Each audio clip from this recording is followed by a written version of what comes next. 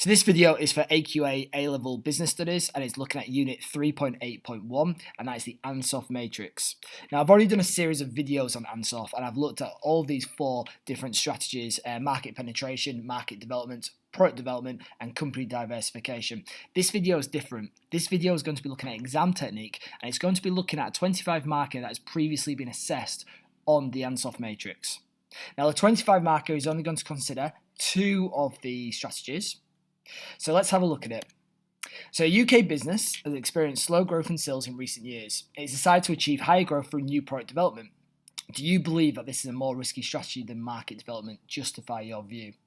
And it's worth 25 marks. So to begin with, a UK business has experienced slow growth in sales in recent years. That is your context. Every argument that you make has to link back to that UK business that has experienced slow growth. You cannot start bringing in lots of different examples from, I don't know, let's say American multinational corporations without referring back to how that associates or how that links to that UK business. The whole concept or the whole idea of your answer is for that UK business. It has to be applied to it. The instruction, well, it's asking you to justify. So when you're justifying, obviously you need that evaluation. And you need that judgment, and my recommendation would be you're evaluating throughout anyway, but it's asking you in terms of which one is the more risky strategy. So within your judgment, you'll have to provide that decision as to, is there a more risky strategy? Are they equal in risk, or is it clear that one is more risky than the other? And what's the theoretical focus? Well, you don't need to look at all of the strategies of Ansoff. It's only asking for 2. You don't need to look at differentiation. You don't need to look at market penetration. You do need to look at product development, and you do need to look at market development, and you need to compare them. So you need that balanced argument where you're considering the risk of product development and the risk of market development, and then you need that decision. So what assessment objectives do you need to achieve? You've got your AO1, your knowledge and understanding. From the very, very start, show the examiner that you understand what Ansoff is. Show the examiner that you understand the differences between market development and product development. Make the examiner realise that you recognise that they are mid-risk strategies and why that's the case. Show that understanding. That use of terminology throughout will also boost your analysis as well. AO2, we've already talked about application, but applying it to that UK business. Apply it to that UK business that is experiencing slow growth. That is going to be absolutely crucial to get into higher level bands.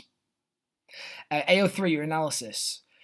Make sure that they are completed chains of analysis. If the examiner is asking the question why, then it's incomplete. After every sentence within your analytical chain, think, and then what? But why is this the case?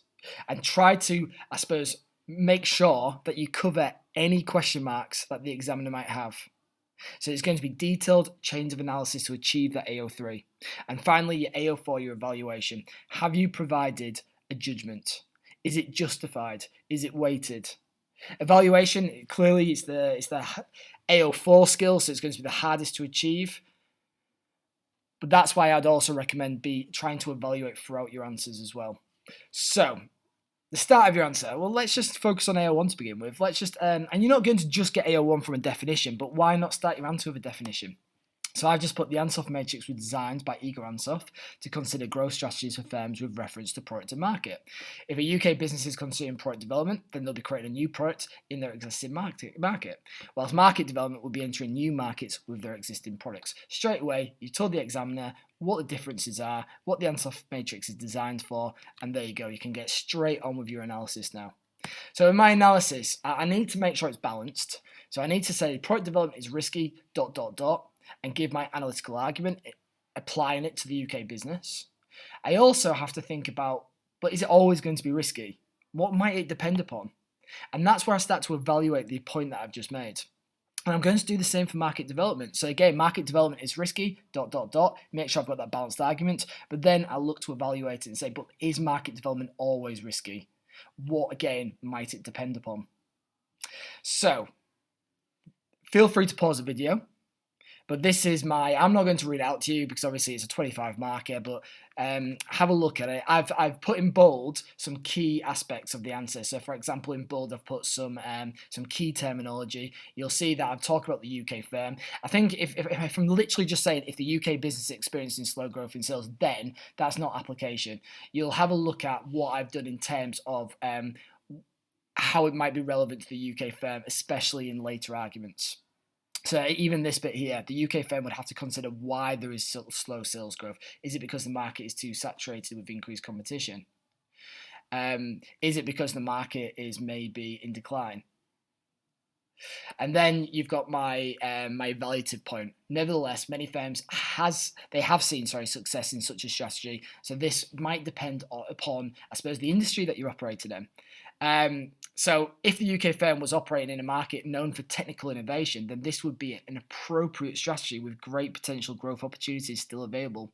This is especially important as you would not want to be in a situation of existing products being outdated and requiring development without any plans to do so. So yeah, I've brought in an American multinational, I've brought in Apple, but I've linked it back to the UK firm. Then I've got my other arguments, my market development arguments. And again, feel free to pause the video and look at it. But I've thought about, okay, well, what's really, really important for this UK company? To understand the challenges, they have to make sure that they understand the competition, the needs of the customer, and the logistics of the operations. Otherwise, the strategy will not be successful. And then my evaluative point, it has been successful for UK firms in the past, especially UK firms that have seen little domestic opportunities. So that links back to that context of the UK seeing slow growth in recent years.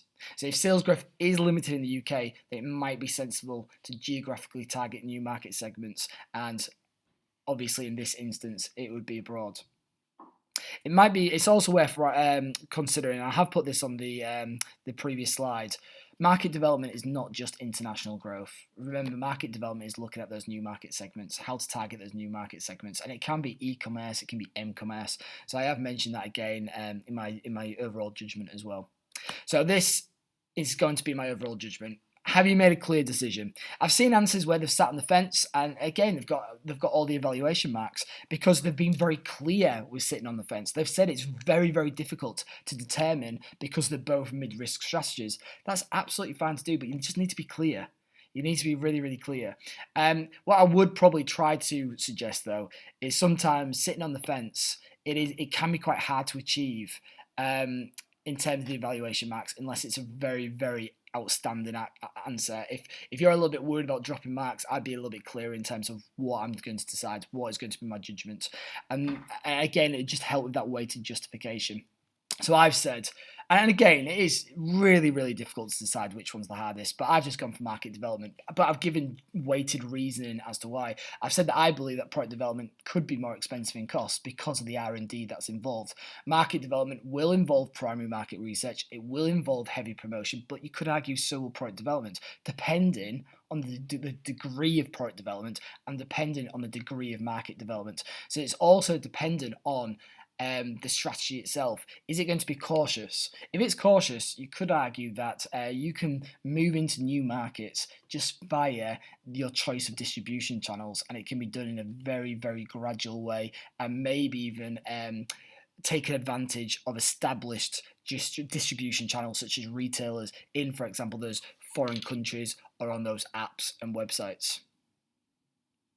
So anyway, I hope this helps. I will include the model answer just in the description of the video as well. I know some people might be reading this and think, I couldn't do that for a 25 marker in terms of the length. I wouldn't have enough time. It can be done. I've seen students do it. All right, so you don't want to be thinking that way. This is what you want to be kind of trying to drive yourself to in terms of that structure of argument.